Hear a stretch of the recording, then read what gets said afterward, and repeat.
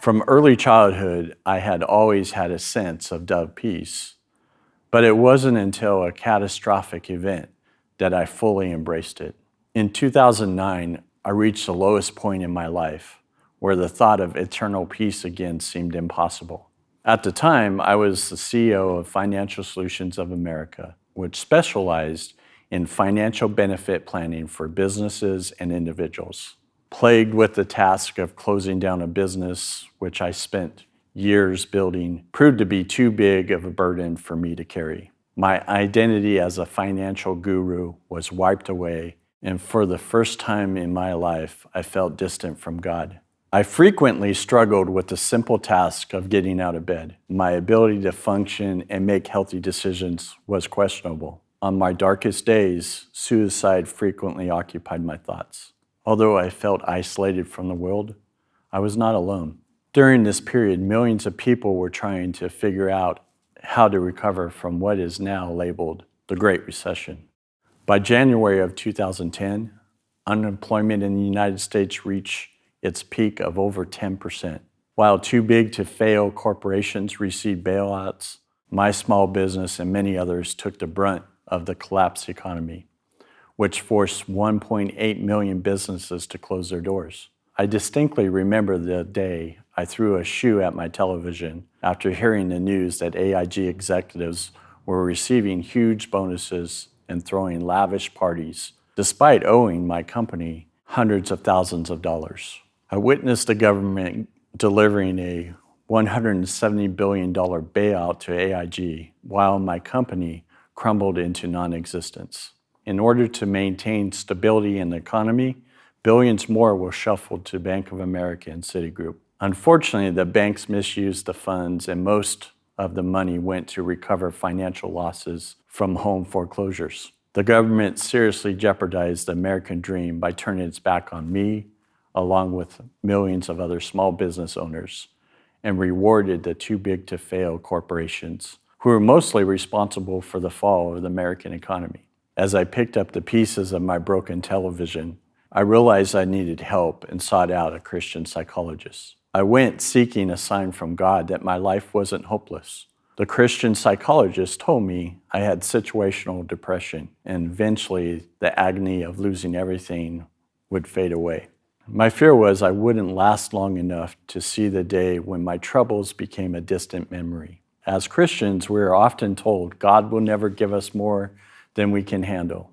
The problem was, for the first time in my life, God and I were not on good speaking terms. I felt like the fictional character, Lieutenant Dan in the movie Forrest Gump, sitting on the shrimp boat, waiting for God to finish me off with one last storm. My wounds were not visible like Lieutenant Dan's missing legs, but the symptoms of PTSD were evident. It would take a deeper dive to heal my soul injuries caused from a traumatic childhood, packed with illness and abuse. Filled with the emotion of anger, I thought God had left me alone to carry a burden beyond my ability. I saw myself teetering at the edge of a cliff with one foot on solid ground, while the other foot dangled into thin air, desperately looking for an olive branch to grasp onto.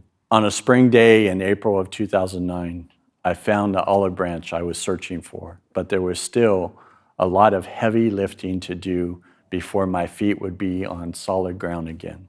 11 years later, the world is now facing another major pandemic, which is making the Great Recession look like a small speed bump. The COVID virus has hit country after country with a force never seen before, and the United States is no exception. With record amounts of unemployment, catastrophic loss of life, and business closures, more and more Americans are having difficulty finding a sense of tranquility. Although the government was proactive in passing trillions of dollars in relief money, millions of Americans are still struggling to keep a roof over their head. Homeless is skyrocketing, and food banks are grappling with having enough to meet the growing needs. Adding insult to millions of hardworking Americans, the government decided to create a new label called non-essentials. During the pandemic, the non-essentials were mandated to stay at home, slowly erasing their former identities from society, causing an epidemic of mental health issues. a reality I am unfortunately all too familiar with. Fortunately, this time I have complete clarity of my thoughts and wake up excited to see what every new day will bring. What changed in my life from 11 years ago? I found eternal peace, or what I like to call dove peace. During my bleakest days, I recognized I had a declining body, dark mind, and lost soul. Along with my position as a CEO, I also volunteered as a pastoral care minister and knew all the signs, yet it still took a miracle to save me from self-destruction. This miracle gave me another chance in life and set me on a journey to find dove peace in accordance with all aspects of my life. Thankfully, I haven't been on this journey alone. The most important life lesson I discovered was God never leaves us unchaperoned. God has commissioned thousands of angels to look over us. These angels may come in the form of complete strangers who you meet along your way, friends, loved one, and even miraculous encounters with God. It may sometimes be difficult to see, but I promise you, if you allow God wholeheartedly into your life, you will begin to see Him every second of your day. I am forever grateful for all the God connections and acquaintances, friends and family who have guided me along this incredible path, a path that has allowed me to experience life at its fullest. The first stage of this journey was extremely painful, but absolutely the most crucial element of the process of finding dove peace. I learned before I can have dove peace, I have to uncover what were the obstacles keeping me from experiencing my destiny.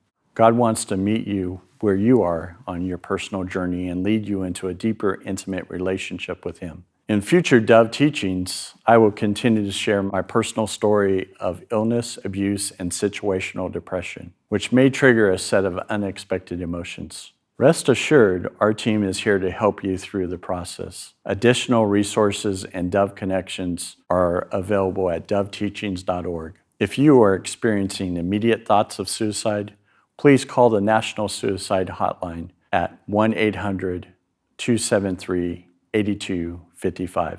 Remember, you are not alone. God has already prepared the hearts of your personal angels, and He has created you for purpose beyond all imagination. God's desire is to use your victory story to impact millions and will never cease pursuing a personal relationship with you.